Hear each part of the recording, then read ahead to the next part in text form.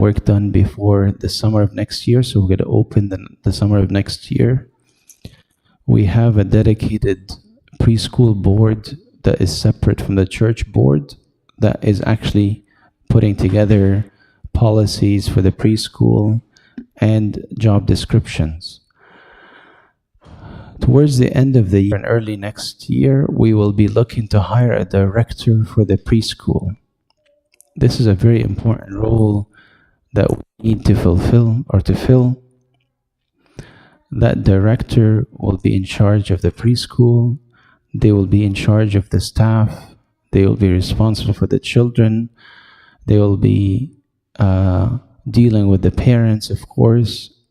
So that's a very critical and integral part of this preschool.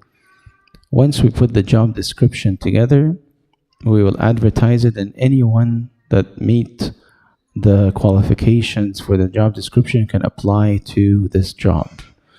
The board, the preschool board, will be the one that decide on who will be hired as a director for the preschool. Once the director of the preschool is hired, this person will hire at least 2 more staff members, an assistant director for the preschool and a staff for the preschool.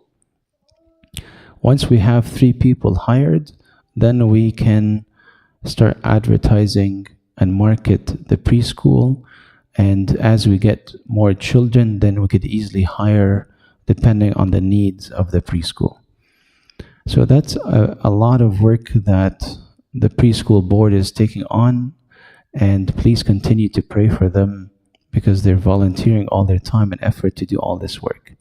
The preschool board, like I said before, they are Mary Solomon, Cindy Riyad, Michael Yaqub, and Samir Fikri. Mary and Cindy have an education background. Both of them have a PhD in education. Michael is a surgeon and Samir is a CPA. So 2 men and 2 women, and they all complement each other from a functional perspective. So they set the stage and they can handle the responsibilities that come their way once we open the preschool. So please continue praying for this project because it's a huge initiative and a lot of work that is required before we open our doors. We're also thinking about starting and building a gym. The idea behind the gym is that as the church grows, as you can tell, we barely fit in the church as it is now. So what's going to happen a year or 2 from now?